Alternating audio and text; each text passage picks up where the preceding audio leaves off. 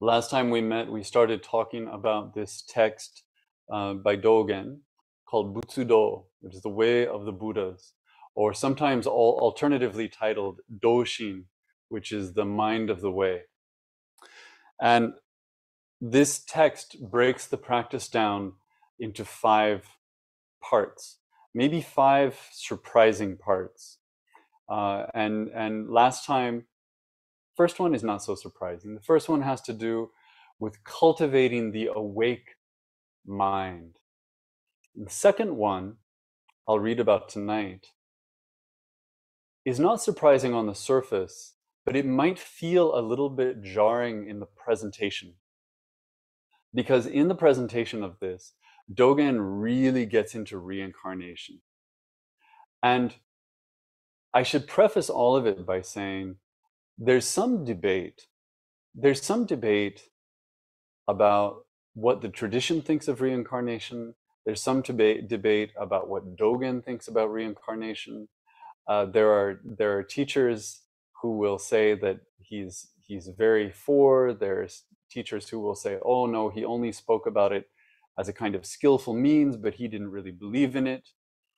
I spoke once with a scholar at Komazawa University, which is the Soto University, about this topic. And when I mentioned my question about all of it, he just kind of smiled and said something to the effect of, have fun with that, because it's just such a deep rabbit hole to go through all of Dogen's writings and try to come to some sort of single statement about what he really believed.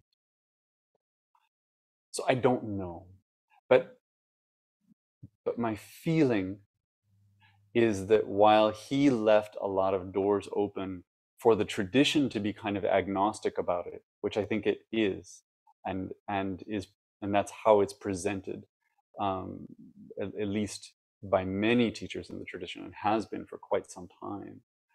I would also say there's significant evidence that Dogen himself probably, and not surprisingly, given the time and the culture and the conversation around Buddhism in that moment, he probably himself believed that there was that reincarnation was at work in the way that we pass away and the way that we arise. So it becomes quite clear here. And I should have brought my glasses. Dogen writes, next, we should deeply revere the 3 treasures of Buddha, Dharma, and Sangha. We should wish to make offerings to and revere the 3 treasures, even as we change our births and change our bodies. Whether sleeping or walking, we should think on the virtues of the 3 treasures. Whether sleeping or waking, we should recite the 3 treasures. In the interval after we have abandoned this life, but have yet to be born into the next life, there is what is called the intermediate state, kind of like a bardo period. During that life of 7 days as well, we should think to recite the 3 treasures without ceasing. After 7 days, we die in the intermediate state and again receive a body in the intermediate state for 7 days. For 7 days at the longest, he says. At this time, we see and hear everything without obstruction, like the Deva eye. At such time, we should push ourselves to recite the 3 treasures, reciting without forgetting, without pausing. I take refuge in the Buddha. I take refuge in the Dharma. I take refuge in the Sangha. So he's getting quite specific about the process of reincarnation and saying that after you pass away and you enter into the intermediate states that are between life and death, even when those intermediate states bring with them their own kind of clarity, the task is not just to keep the 3 treasures in mind, but to be reciting them. And the way that looks, in Japanese, there are a few ways to do it, or a couple. One is maybe the most standard. You say Namu Kie Butsu, Namu Kie Ho, Namu Kie So. That's refuge in Buddha, in Dharma, and Sangha. And the namu is interesting because the namu is kind of like paying homage. So it's you're paying homage to the the the refuge. So what you'll see is that this becomes, different traditions have different things. And my teacher, for example, when he completes a memorial service for someone, for example, he finishes the sutra, he finishes the dedication of merit, and then, and I don't have one with me, but he'll have a mala in his hands and he'll rub it together. And as he's rubbing it together, he'll say, Namukie Butsu Namukie Ho Namukie So. Namukie Butsu Namukie Ho Namukie So. Namukie Butsu Namukie Ho Namukie So. And so it ends with taking refuge. There's a tradition in the sewing world when we sew robes that we should be taking refuge with each stitch. And so some people they'll do a stitch and namukie butsu, namukie ho, namukie so. Or if their mouth is pretty fast, they'll do the whole thing for each stitch. So namukie butsu, namukie ho, namukie so. Namukie butsu, namukie ho, namukie so. Or you can abbreviate it and you can see a kie bukpo so, right? That's just refuge, Buddha Dharma Sangha.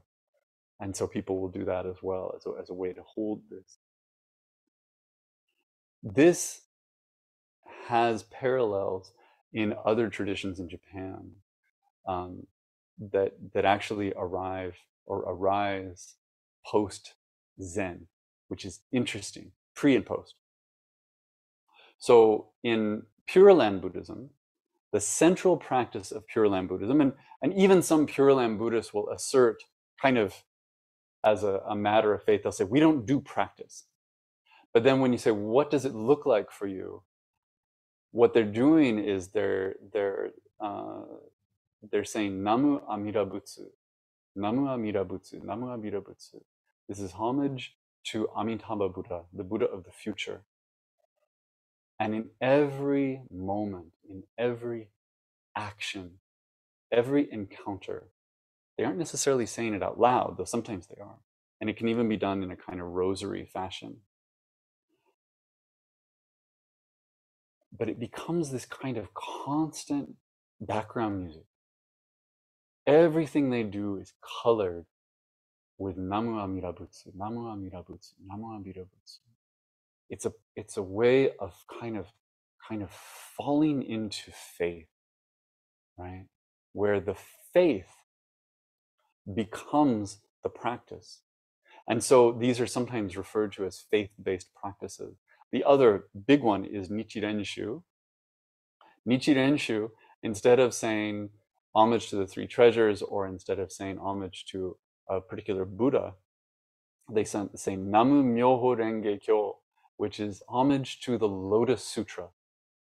And the idea being that the Lotus Sutra, which is huge, contains within it the totality of the mysteries of the teachings, that it is complete as a teaching, and that if we want to kind of connect with that teaching, that before we even try to study it, before we try to understand it, which can seem like a vain endeavor, as if we're going to read this and grasp the true depths of it. Instead, we just embrace it. We just take the whole thing in and we say, Namu Myoho Renge Kyo. And the idea is that saying Namu Myoho Renge Kyo is by invoking the sutra itself, it's like we're saying the sutra. And when we say the sutra, we unleash the merit of saying the sutra. And in the same way as Namu Amida Butsu, practitioners in this tradition, the Nichirenshu tradition, walk around, they eat, they stand in line at the bank, they ride their bicycle, and as they're doing other things, they learn to hold this Namu Myoho Renge Kyo.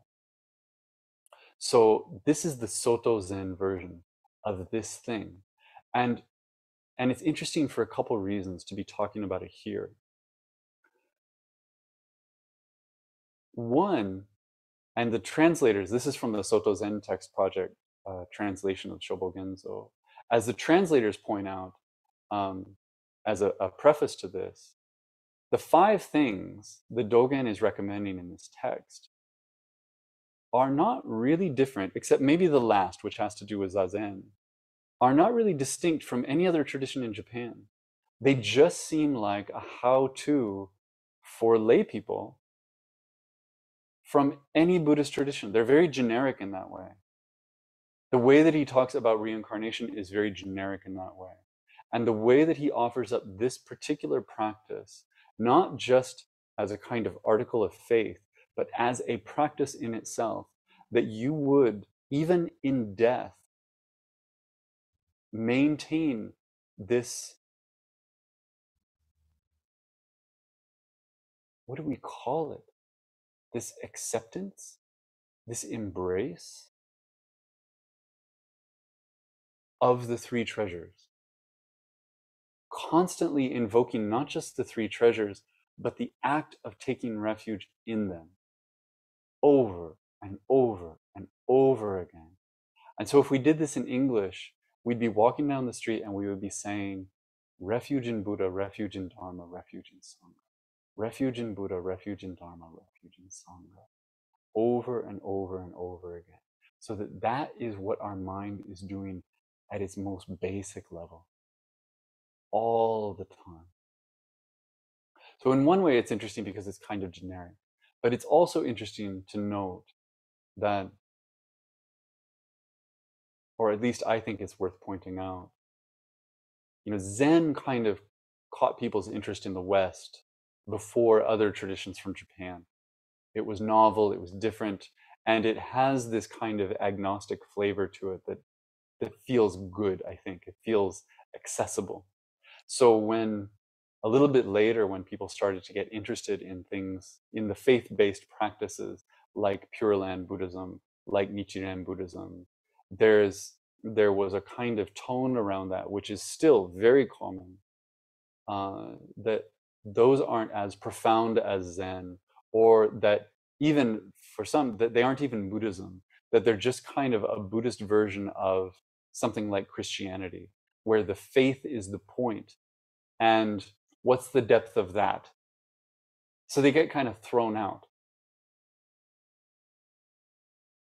But in Japan, where these things are practiced, there's an understanding, and has been an understanding, I think, for a long time, that these traditions are doing very similar things. Very, very similar things. The text is different. The focus in some ways is different, but the way of focusing is not that different. So Dogen is saying, if we want to walk the way of the Buddhas, we should take up this practice of Namukie Butsu, Namukie Ho, Namukie So, and we should carry it with us into everything, even beyond death. He writes, after we have passed the intermediate state and are drawing near our parents, so we're really close now, we should enter the womb, making repeated efforts to maintain right knowledge. In the womb as well, we should recite the 3 treasures. And at the time of birth, we do not neglect our recitation. So somewhere in our minds, we have made this such a deep practice. We have formed a groove in our souls, in our hearts, so deep that even as we are being born and can't speak, there is a part of us that is saying, refuge in Buddha, refuge in Dharma, refuge in Sangha. This is how we enter the world. And as we develop the 6 faculties, so the senses, we should wish to make offerings to, recite, and take refuge in the 3 treasures. This being a singular focus, even as we form as human beings, suggesting that it is possible to take refuge, to hold refuge, to make offerings of refuge before we even know anything about anything. Again, when this life is ending, our eyes will suddenly go dark. At this time, knowing that our life is ending, we should strive to recite, I take refuge in the Buddha, I take refuge in the Dharma, I take refuge in the Sangha. At this time, we form a connection in which the Buddhas of the 10 directions take pity on us, and the sins that would lead us to the evil destinies are transformed.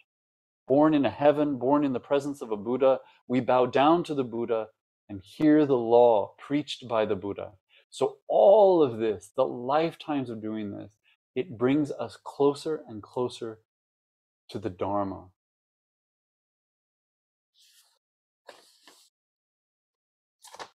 This is the last little bit. After the darkness falls before our eyes, ceaselessly encouraging ourselves, we should not neglect to recite the 3 refuges until the intermediate existence, until the next life. In this way, throughout life after life, in age after age, we should recite it. We should not neglect it until we reach the Buddha fruit of Bodhi. This is the way practiced by the Buddhas and Bodhisattvas. It is called profound awakening to the law. It is called the embodiment of the way of the Buddhas. We should hope not to mix it together with any other thoughts. This is the embodiment of the way of the Buddhas, which again is this text. It's all very circular, right? He's saying, do this across lifetimes, do this across eons until you reach Buddhahood. But, and that part doesn't sound like Dogen, but then he's also saying, this is what Buddhas do.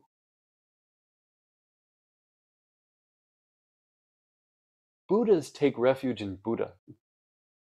Buddhas take refuge in Dharma. Buddhas take refuge in Sangha. This isn't the way to the Buddhas. This is the way of the Buddhas. There is no stopping point. There is no graduation. There is no point where we have taken refuge so deeply that it's done.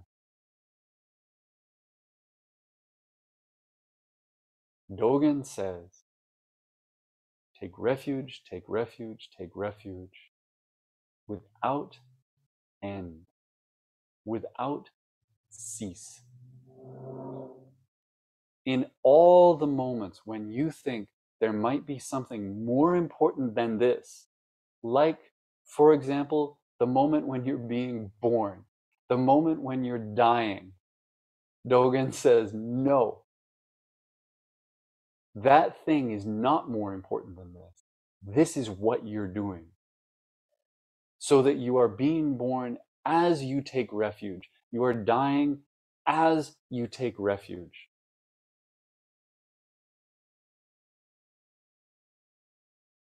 The primary act is this.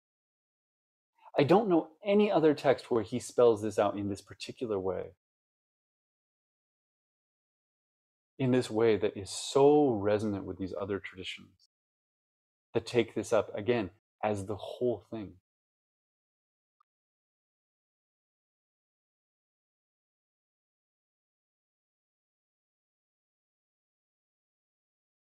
There is an invitation to dive in completely, to be immersed completely, to offer ourselves up completely. It is such a naked state to entrust ourselves in this way to something, not necessarily knowing exactly what it is, not knowing what happens next, but not necessarily needing to know, because on one level, what happens next is that we do it again. We entrust and entrust and entrust. We offer and we offer and we offer.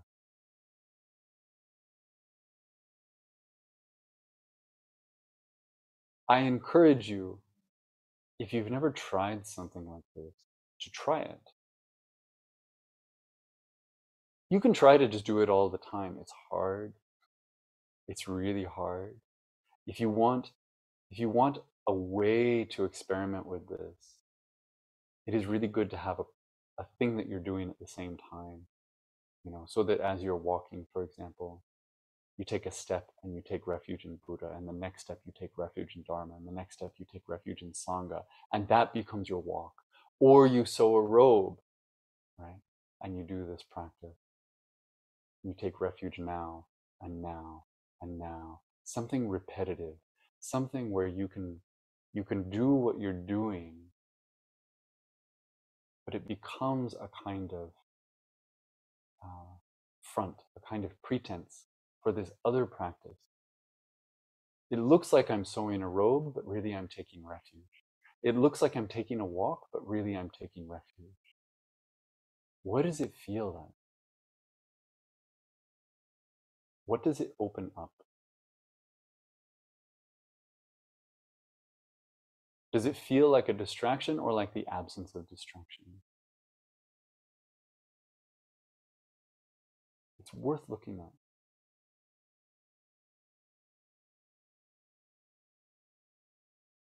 That's where I'll stop today.